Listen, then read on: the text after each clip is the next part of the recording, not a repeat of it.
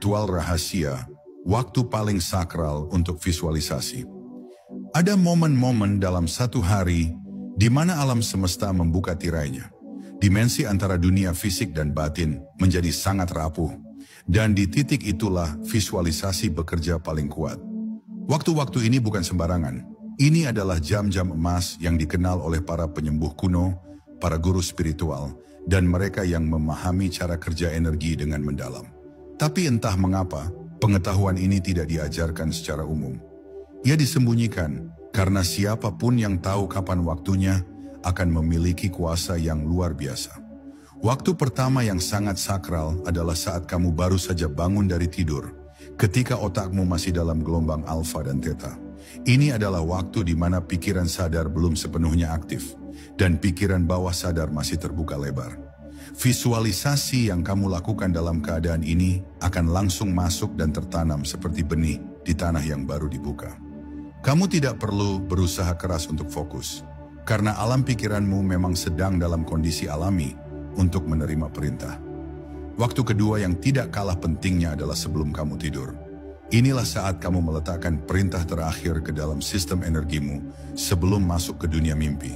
Ingat, ketika kamu tidur, tubuhmu diam, tapi pikiran bawah sadarmu aktif. Ia akan bekerja sepanjang malam berdasarkan getaran terakhir yang kamu tanam. Jika kamu visualisasikan keberlimpahan, kedamaian, atau kesembuhan sebelum tidur, maka sepanjang malam pikiranmu akan menghidupkan frekuensi itu, menciptakan resonansi yang mendalam. Namun bukan hanya pagi dan malam. Ada juga waktu saat emosi kamu sedang sangat tinggi, baik itu bahagia luar biasa atau sedih yang mendalam. Di saat seperti itu, getaran emosi menjadi sangat kuat. Dan jika kamu memvisualisasikan sesuatu dalam keadaan itu, maka energi yang kamu pancarkan akan memiliki kekuatan lipat ganda.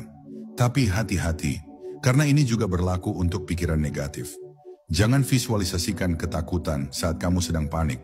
Justru tarik dirimu kembali dan gunakan emosi kuat itu untuk mengarahkan pada gambaran yang membebaskanmu.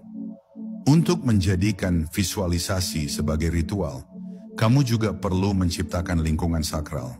Nyalakan lilin, putar musik lembut, tarik napas dalam. Biarkan tubuhmu dan ruang sekitarmu menjadi tempat yang tenang dan suci. Karena ini bukan sekadar latihan mental, ini adalah komunikasi antara jiwamu dengan kekuatan kreatif alam semesta. Lakukan ini secara konsisten dan kamu akan mulai menyadari sesuatu yang aneh tapi ajaib. Hidupmu terasa seperti diarahkan, bukan hanya dijalani. Jalan menjadi terbuka, orang-orang yang tepat datang. Situasi yang kamu bayangkan muncul tanpa paksaan.